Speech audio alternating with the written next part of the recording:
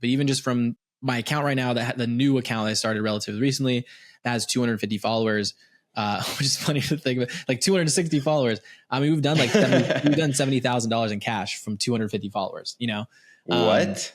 Wait, you've made $70,000 worth of sales from the 260 followers? Yeah. Yeah. So, and you know, that's been, amazing. That's probably been 3 months, 4 months. Nobody's born incredible. People who do incredible things simply took the right steps. This is our journey. This is the hunt for incredible. All right. On today's episode, we have an amazing guest that I'm super excited to dive into a conversation with. We have Aaron Martinez. Aaron has been a full-time content creator for the last 10 years. He does $3 to $4 million per month across all his various channels, which we'll dive into. And he did something I'm very intrigued to hear more about. He did a 60-day challenge where he made $103,000 in revenue with only 1,000 followers. So we're going to dive into how he built the channel, how he thinks about sales and marketing and everything else. Aaron, thank you so much for being on the show. Dude, thanks for having me on. I'm excited. And it was actually with less than 1,000 followers. So I think a little less than 1,000 followers. A little clickbaitier. Yeah. The story only gets better. All right. So diving in, would you mind providing some more context on exactly how you are monetizing your channels that ends up bringing in that $3 to $4 million a month? And then I'd love to dive into that 60-day challenge. Yeah. So I'll start off with like a common mistake that creators or influencers make, because I think when people jump into this space, a lot of times they might have like a little bit of an intention to like start making money from their socials, but their immediate thing is like, oh, I can only make money by doing brand deals or, affiliates or, monetization through these platforms. But the way that you can kind of like just flip it on its head and make more with less amount of time and like really building your brand and other brands not taking advantage of your face and likeness is just to create your own product. So every time we've built a channel, we've always had a back-end product, usually like a course or mentorship, where we charge anywhere from $3,500 up to $50,000 for people to jump into that. And then we just use the traffic from YouTube, Instagram, TikTok to drive traffic there and then to a sales call. And that whole process, I'm sure we'll break down. Yeah, 100%. So let's dive straight into that then. In terms of that top of the funnel, what do you find is the best combination of content to put out there to drive people? That's a good question. And actually, this is something that I've gone back and forth with my team a ton about, is because we're always trying to figure out like, okay, do we want more volume and lesser quality, or do we want lesser volume and higher quality? But I think there's just a mixture of the two that you need to always focus on. So right now our content, I'd say, is 60% is trying to get in front of new eyeballs. So it'll just be very broad content. A lot of things that we talk about is like how to build businesses. So instead of going like super niche of like, here's the best ad campaign to make more money, it's like that could convert people that are like a little bit, bottom of funnel, right? People that are a little bit more aware. But a lot of our content is more focused on like, here's how to add an extra $50,000 a month to your business. Like that hook, right? Or that like framing of the video is obviously going to generate way more people, because they're like, oh yeah, I'd love to add, like who wouldn't want to add $50,000 to their business, So that's like the kind of the mixture is like 60% is really high level, grab more attention, but we still want to have, 40% of the content that's converting them into watch our VSL or, go down the funnel to book a call with us. Okay. And then what does that 30 to 40% look like? Are you still leading with value and educational content, but then maybe the call to action is guiding them somewhere else, or do you have it set up differently? Yeah, I think the difference with that 30 to 40% is just more direct, but like very problem aware. So it would be things like, here's how to increase your closing rate. Right. But like if someone's not even doing sales calls, they're not even going to know about that. But if they're following me, there's a good chance they've at least heard some things about like how to do sales, objection handling, things like that. So that's really what that bottom of funnel content looks like, is like, how do I educate them, still keep it somewhat broad, but educate them around like specifics around building the business so that can establish me as the authority within the space. And then it just makes them want to book a call to figure out like, okay, cool, this all makes sense, but how is it actually implemented? Right. Yeah. So almost like the content that you're putting out is that tip of the iceberg that validates you as a knowledge expert. And then it's that call to action to actually take them deeper into taking action with whatever they're trying to do. Exactly. Yeah. And I think, an important part too, this is something that I've had to learn coming from like the direct response, like advertising space is, and this is a struggle that I see a lot of people with, especially when they're like from ads and now they're creating organic content, is they treat it more of like, they like the dangle the carrot. They're like, oh, I'm going to give them the what and the why, but not the how. Cause the how is how they talk to me. But I think the more that you can just give everything for free, like Alex Ramosi talks about all the time, is like just give everything away for free and then they pay for the implementation. Is I've definitely started to adopt that more, and I found that we'll get more like throughput of like book calls and those front end metrics, because you give them everything, which shows that you know what you're talking about, and then they have no other choice but to like hire you to work with you. If that makes sense. So what does paying for that implementation actually look like? I think it depends for each person, right? If someone jumps into a course, depending on the price point, my go-to is always to have some sort of like one-on-one interaction. Like, well, it depends on what your thing is, right? So we have business coaching, for example, is we want to be able to have a price point that's, high, but also that high price point comes with high like hand holding, I guess, for the lack of a better word. And what we do is, if someone comes and works with us, they, get a one-on-one coach. They can ask them basically questions 24/7. They have access to a group of other people. They have access to multiple group calls every single week. That's really what we focus on. One, back in October of last year, I did this more of a market research thing. I went out to a ton of like content creator coaches, and I just bought all their stuff. I probably spent $40,000 on courses and mentorships and stuff just to see what was out there. And a lot of these people, they're charging $5,000, $10,000 for like a group call a week and some like mediocre course content. I won't name names, but like it was just seeing what building a brand allows you to get away with is very interesting. So like we just wanted to make sure that we still keep the same level of support, one-on-one, and really making sure that people see success, so that they, the success rate is high, and we're able to bring more people through and they have higher success. So I'm not sure if that answers your question, but that's what it looks like for us. Yeah, that does. So you mentioned the value of a brand as a variable. You've also mentioned previously the higher volume at a lower price point versus lower volume at a higher price point. How should somebody think about that sweet spot for their offering? And then, of course, considering the brand in there. Yes. So I'll touch on the brand part too. I think, a lot of people have talked about like brand, right? The personal branding or branding. And it's kind of hard to quantify that, right? Other than like booked calls from like your Instagram link in bio, right? Like you can obviously track it that way, but like just the overall idea of having a brand, it's hard to track that. You know what I mean? But what I've noticed is, whether it's on YouTube or Instagram, like anything where you're building an audience organically, where people made a decision to follow you, is they're just so much easier to convert into clients. I talk about this stat all the time, but we run a lot of paid ads. That's how we built our business. But we also do a lot on organic. And from a lead to close perspective, so someone that opts in and gives us a name, phone number, and email, from that process up into becoming a client or buying something from us at a high ticket price, is 9% on organic. It's 0.9% on ads. So massive difference in, wow, in the conversion rates. And it makes sense, right? You're building more authority and you're building more trust, and, the know, like, and trust factor with these people. But the other part of that, what I've also realized is people are paying for closer proximity to you as a person, as an influencer, as a brand, versus the actual like product itself, which back to the whole thing of, people are kind of getting away with a lot more, with, charging a lot more with lesser quality, we'll say. It's just because they're buying to be closer to the person, Now, the second part of your question was about like quality or price points, or what was it? Sorry. Yeah.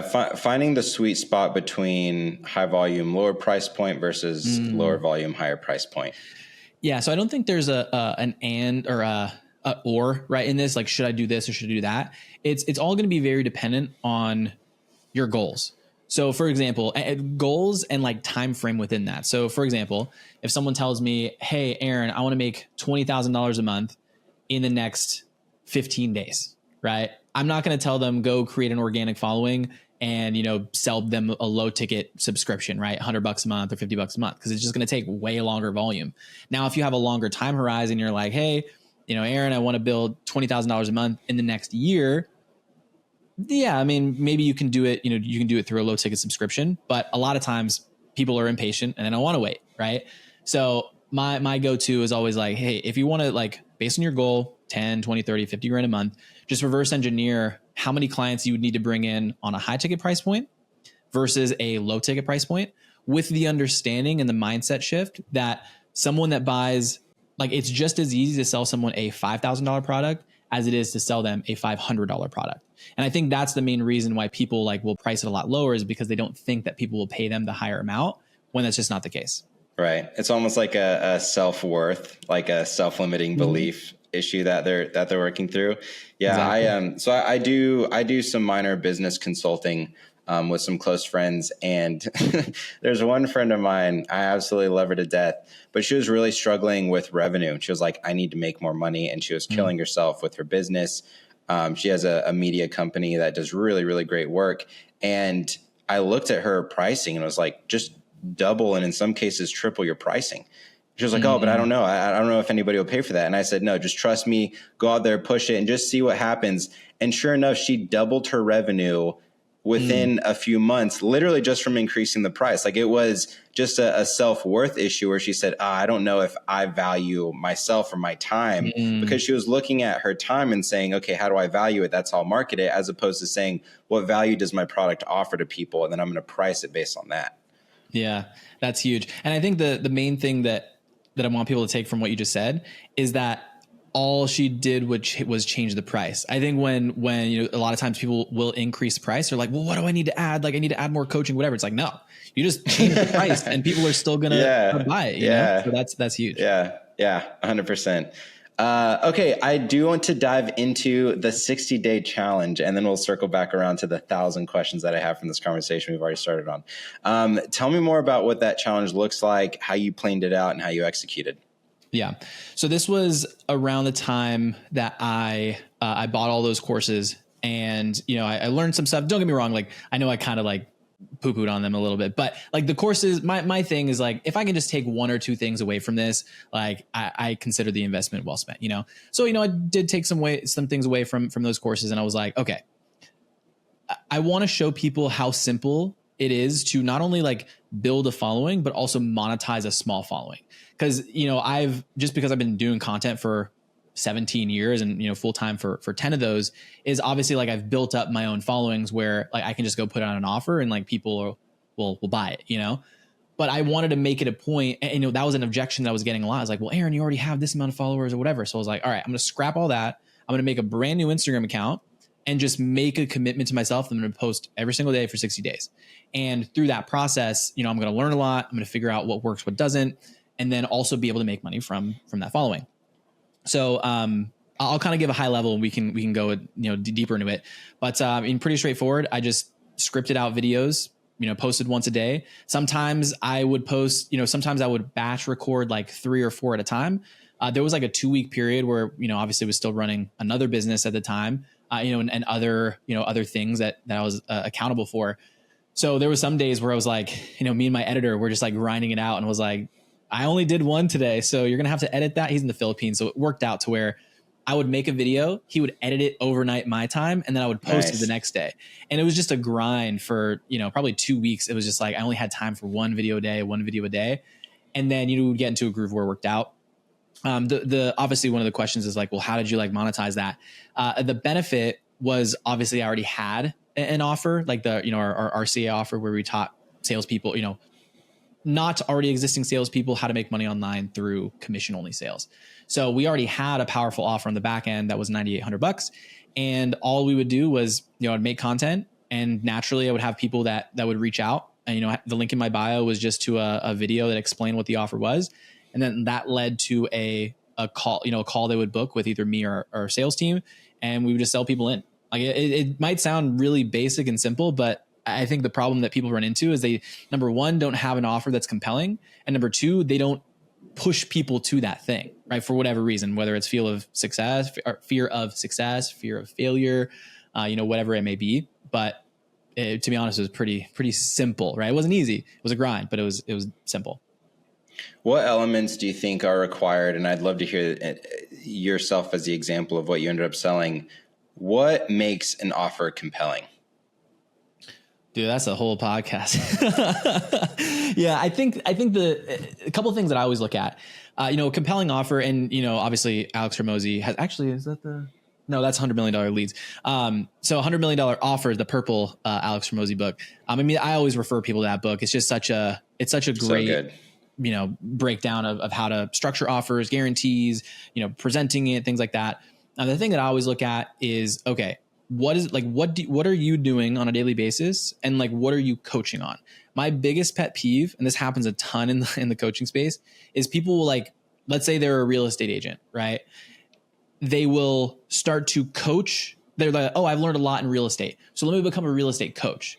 So then they start becoming a real estate coach, but then they stop being a real estate agent and they just do real estate coaching. Now, is it always bad? No. Like, if someone has like 30 years of experience, like, I think there's a lot to be said in that. But it's people that, like, they'll do something for a season, right? They'll do something for 6 months and they're like, oh, I'm an expert in this thing, let me go coach on doing it. And they stop doing what originally got them to that place. And then they lose like the day-to-day actions that are happening, right? Like, they can't actually teach them what's happening there. So I think prerequisite for me is, like, number one, you got to like walk the walk, or talk the talk and walk the walk, right? At the same time as you're coaching. The second thing is, like, just really understanding what is like the pain points and the strongest desires of your market, right? Because I can sit here and assume that, let's say I don't have a fitness coaching offer, but I could assume that like a fitness coaching offer would be like high level, lose weight, obviously. But that also like leads to building more confidence, whatever. So the offer needs to be more around helping them achieve those second and third level of, I was going to say consequences, but the opposite of consequences, the effects of like taking action in the first place. And then in terms of, I think we kind of already talked about like the structuring of it is, have an offer. I personally am always going to go for the one-on-one because, number one, you have higher client success. And number two is you can offer a higher price point. So that's the way that I'll usually structure those. I guess maybe that answers your question, maybe not. That does. Yeah, that does. And you're 100% spot on. Like, if you're selling a mattress, don't sell them on the memory foam, sell them on a great night's sleep. Like, what are they actually trying to achieve with that thing that you're offering them? Yeah, exactly. So you and I met in a community. You mentioned that you prefer one-on-one coaching. How do you view the trade-offs between an online course versus coaching versus a community of various sizes? Yeah, I think it's very, very dependent on the community, right? I mean, the community we're a part of, we'll just give a shout out to Seth with the follower formula. But I like just joining communities because I'm like, I get to meet, we wouldn't be having this conversation, would have met without like those communities, you know what I mean? So right. I think like there's benefits or pros and cons of each of it, right? Like, if you're buying into a lower ticket community, then you just have to like set the proper expectations of like, I'm probably not going to make $1 million tomorrow from like a low ticket community.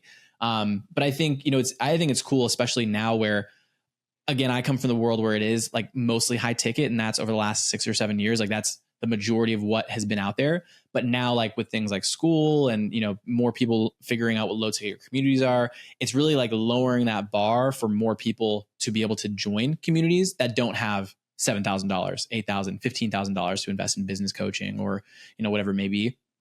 But yeah, back to the expectation thing. I think, I think that's the biggest part, is just setting the right expectation that, hey, if you come in at this $50 a month, like you're probably not going to, see overnight results, but more of like buying into the community aspect, closer proximity to the people that you're following.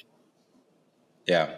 What would you say are the most critical elements to have in a high ticket offering? So you've alluded previously that, unless you have a killer brand, you need to go the extra mile, like make sure that you have client success and different things like that. What would you say are the core elements required for those higher ticket offerings?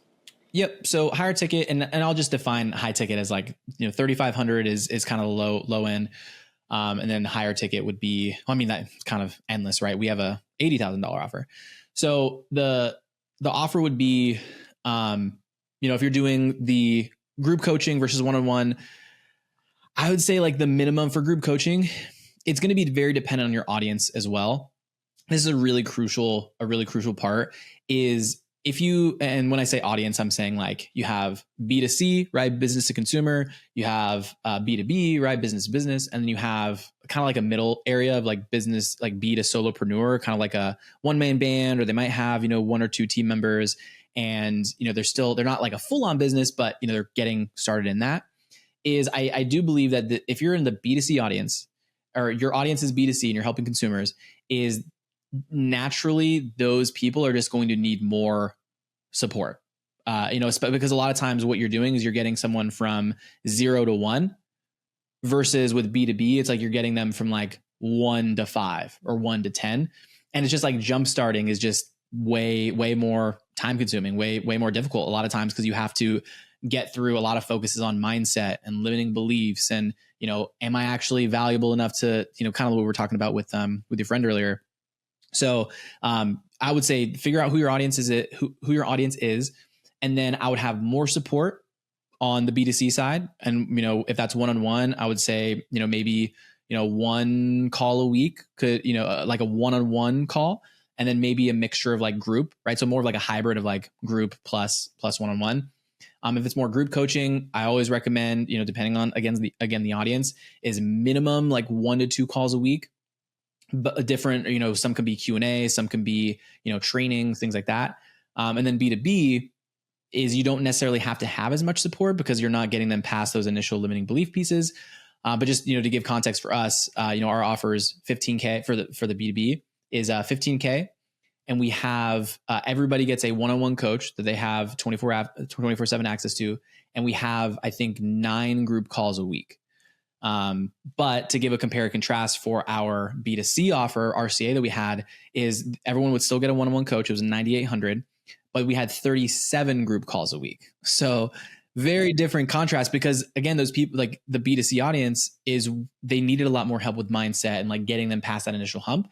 And we wanted to make sure that, I think a thing that a lot of coaches do is they'll be like, oh, it's not my fault. They didn't put in the work. It's like, well, I mean, yeah, but at the end of the day, like your business is only as successful as the support that you give and the amount of people that see success. Because if everyone's complaining and refunding and chargebacks, like it's going to be really difficult to grow. So that was kind of a lot. Hopefully that gives enough context for multiple situations.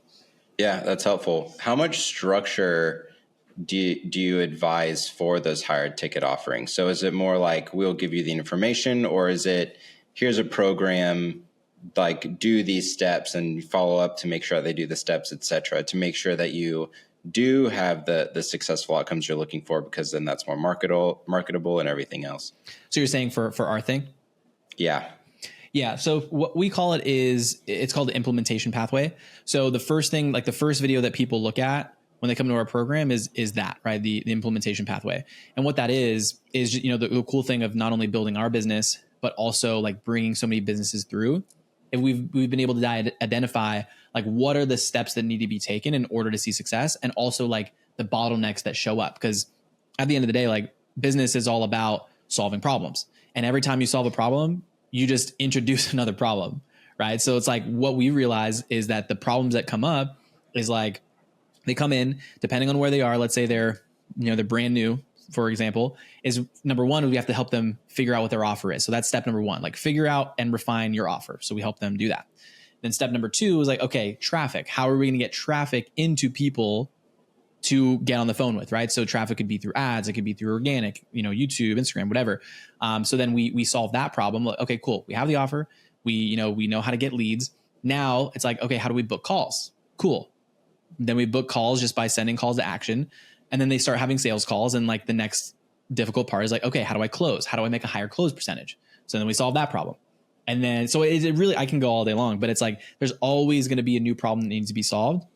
So when you're creating your course materials, you want to think about what are the problems that my audience is also going to solve or that need to solve. So if you're a health coach, for example, it's like, okay, step number one is like, they probably need to start getting 10,000 steps in a day. Right. So that's like step number one. Let's make sure we're hitting that. And the next piece is accountability. So how do we solve that? Well, you're going to check in with me as a coach. Once a day, you're going to send me an end of day report of like calories, steps taken, whatever. So it's like you just figure out what are those problems that people are going to solve or that they're going to face.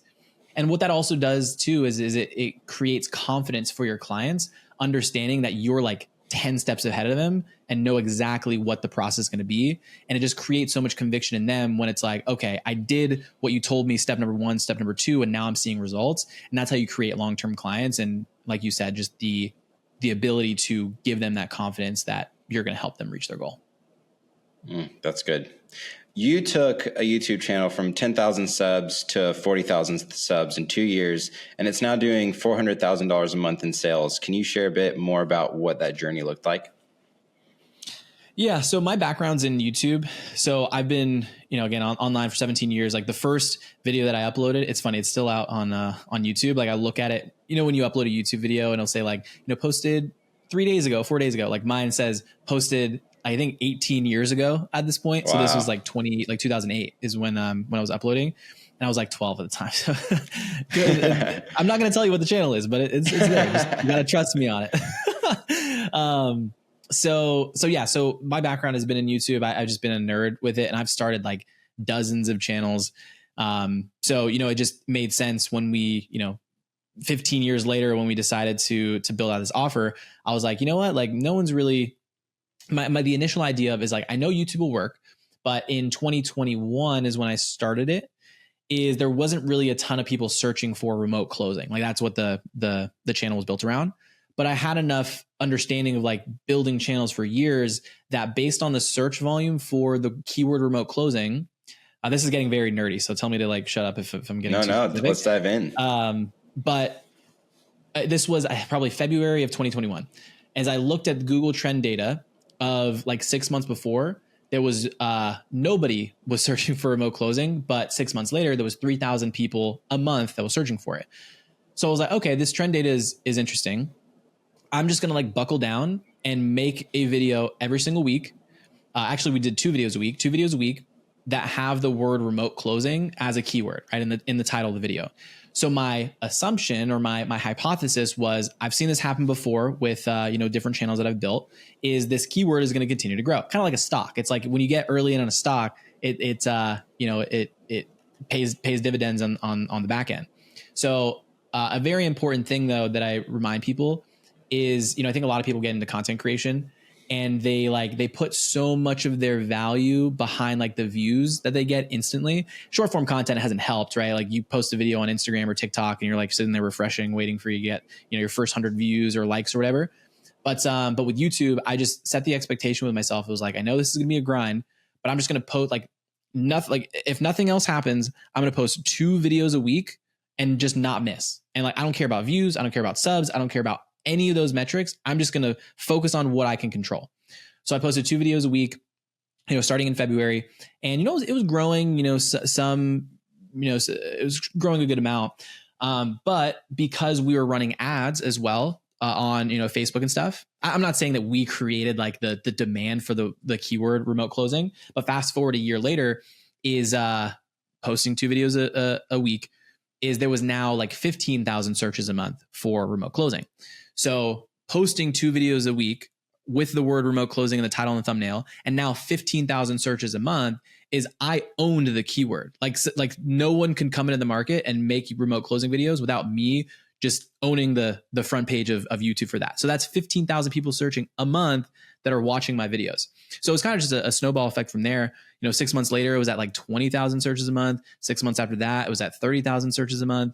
Now it's probably closer to 50,000 searches a month, and I still own the keyword. So that's really awesome. The growth path of that. And then the monetization was just very similar to the Instagram things. Like we already had the offer on the back end, so we were just generating more traffic to that.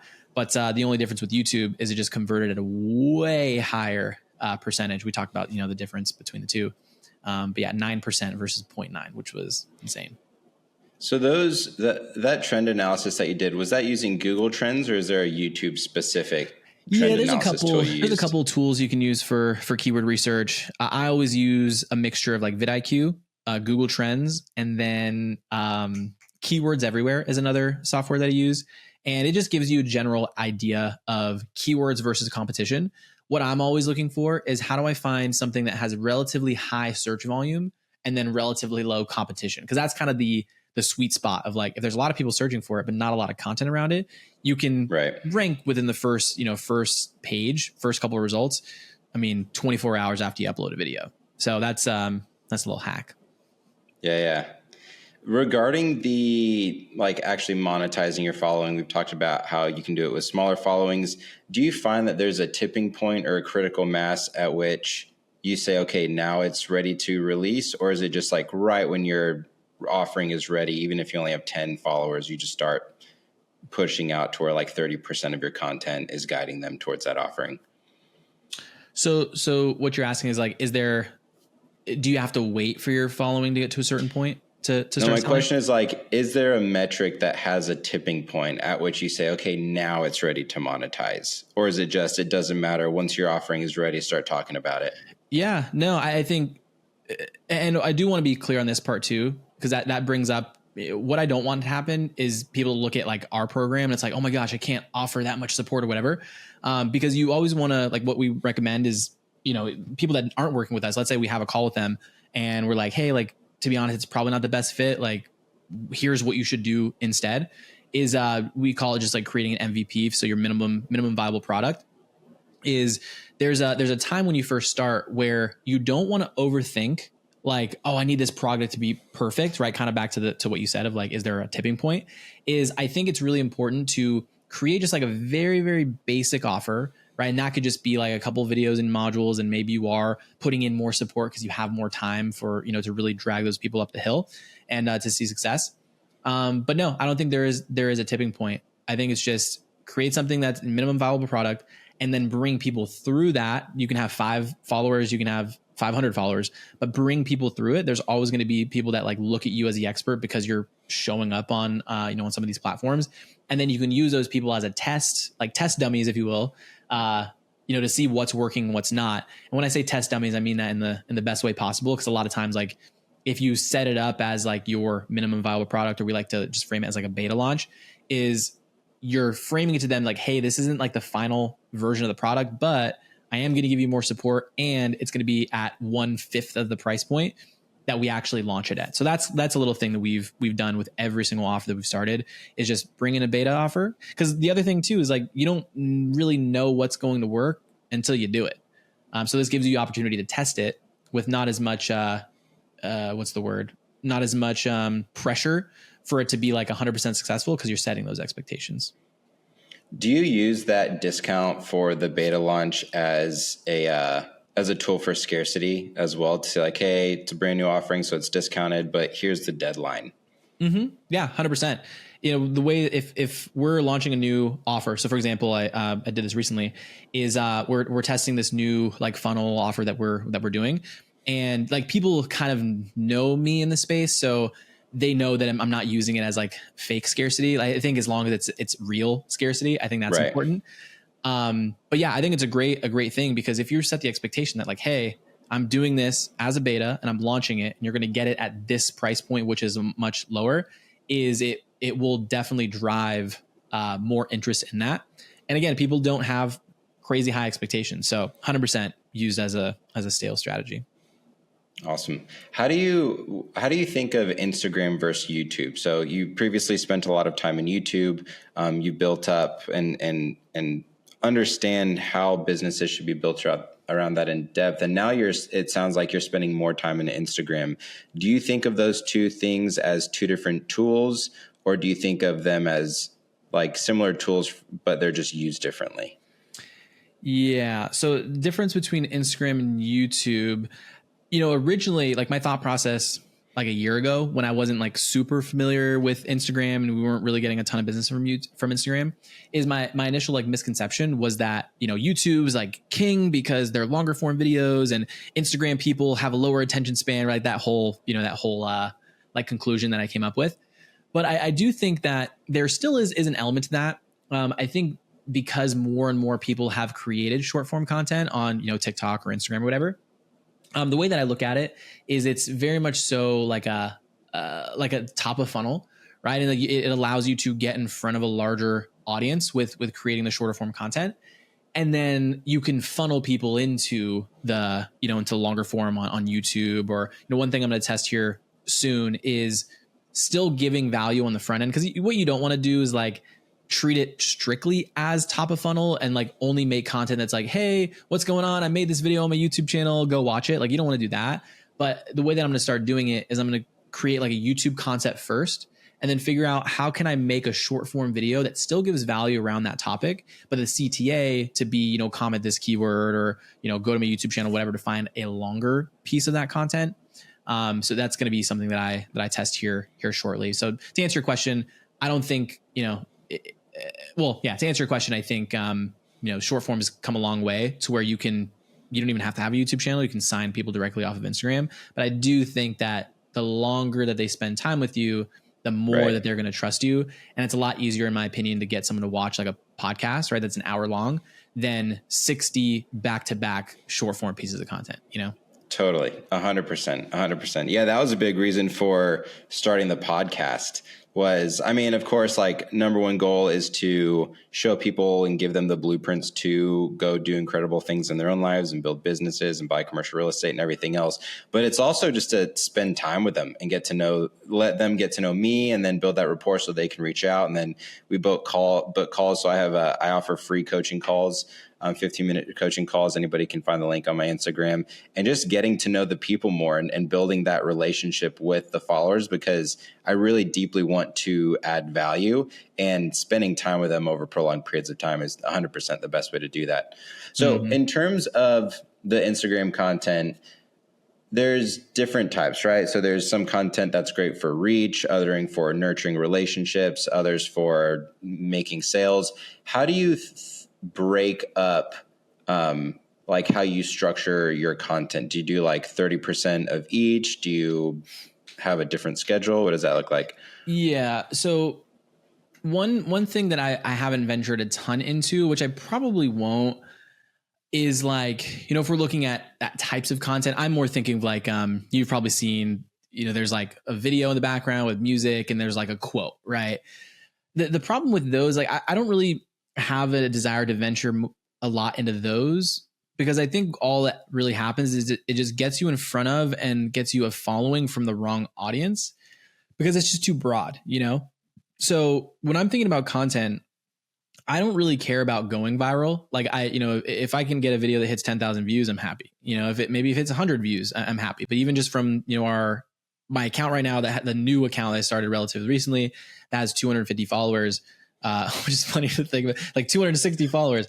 We've done like $70,000 in cash from 250 followers, What? Wait, you've made $70,000 worth of sales from the 250 or 260 followers? Yeah.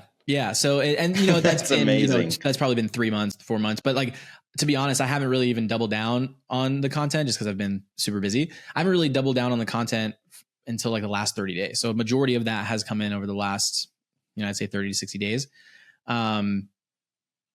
I lost my train of thought.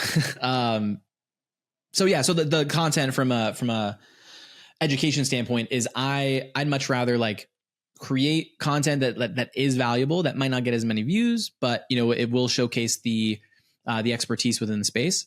But I will throw in more broad things, every once in a while, like, family stuff, or things that are broad just from the standpoint of like, it shows personality. So for example, I had a video that it didn't go viral, but it got like way more views than I normally would from like traveling. But it was a business event that we traveled to, so like in theory it should generate, still, broad audience, but, maybe a little bit more niched. But I've done so much research on like algorithms and watch times and all this kind of stuff. It's like, it's kind of draining, to be honest. So I just made the decision of like, I'm making Instagram more of like to showcase my expertise. And then also as like a place that people can search if they see one of our ads, or they're on YouTube, or they want to search my name. It's something that comes up and they can like consume content that's going to actually help them. What is your offering right now that you're selling on that Instagram account? Yeah. So currently it's funny we're recording this. So by the time of this going out, we'll be actually transitioning to a new offer that we're starting, which is going to be pretty much all around this whole concept of being able to properly and effectively monetize your audience. So that'll be for like creators and influencers, people that already make content that want to make money from their audience without having to do brand deals, work with affiliates and basically get taken advantage of by monetization on some of these platforms, because it's really pennies based on what's actually possible. That's the offering that we're gonna push into. But currently, to hit that 70K has just been our regular 12 to 15K offer. That's business coaching. Nice. Okay, so that's one-on-one coaching. Yeah. Okay. Very cool. Very nice. All right. So we always wrap up the show with this question, which is, what question do you feel people should be asking themselves to be successful in the space? In the online like coaching space? Yeah.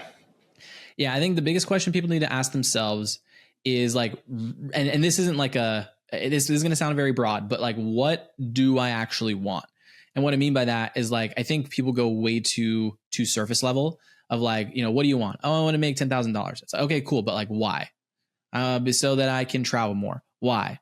Well, I want to travel more because I want to feel like I'm actually achieving something. Why? Oh, because, and it just like, you go down that rabbit hole and you'll figure out like the reason you want to make more money, like could be because you want to prove somebody wrong that like, didn't believe in you in the past. And that's just like 4 or 5 different layers deep.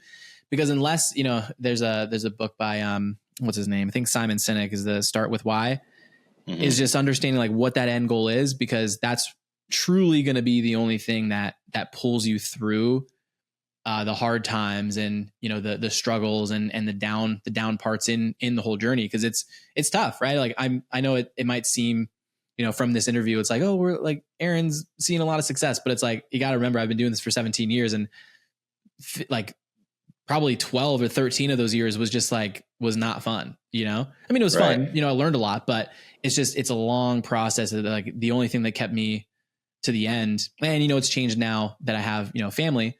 But it's like, that's my why. It's like, I want to be able to make more money and make more impact so that like I can help other people, but also like provide for my family and like give them more than I was able to have as a kid and like take them on vacations and retire before I'm 40 so I can really spend time with them. Like the why is very different. So if I'm ever having a hard day, I'm just like, okay, I can either like sit here and like feel sorry for myself, or I can understand that like if I don't make these calls or make this content, then I'm putting my family in jeopardy. Right? It's kind of exaggerated, but you know what I mean? Yeah. So what changed that made it more fun? So you said the first 10 to 12 years was less fun. What change happened?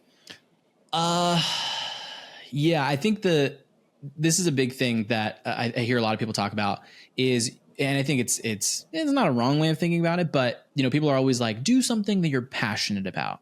And if we're being honest, you're not really passionate about things that you're not good at.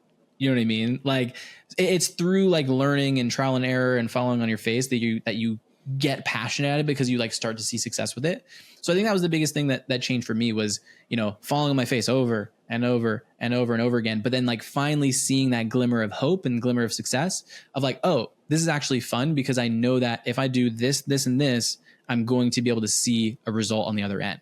And I think that was a huge thing for me was to stop worrying about like the end result and just, again, as generic as it sounds, like just really enjoying like the day-to-day process and like understanding that you're becoming stronger from learning and falling on your face, So that was the thing that switched for me, was just understanding that like it's all part of the process. And like, even if your win for the day is that you made a piece of content versus made $10,000, like it's still a win and you have to classify it as such. That's good. Aaron, this has been an absolute blast. Where can people find you? Yeah, easiest place, Instagram, probably be the easiest, is just go to Instagram, search up Aaron Makes Content. I'm sure you'll have like links and stuff for people to find it. But we got other links in there if you want to check it out, watch the content. YouTube, you can just search up Aaron Martinez Content, should probably come up there as well. And watch some more in-depth videos if you want to check those out. Awesome. Good stuff. Thanks. That's a wrap. Thanks for having me.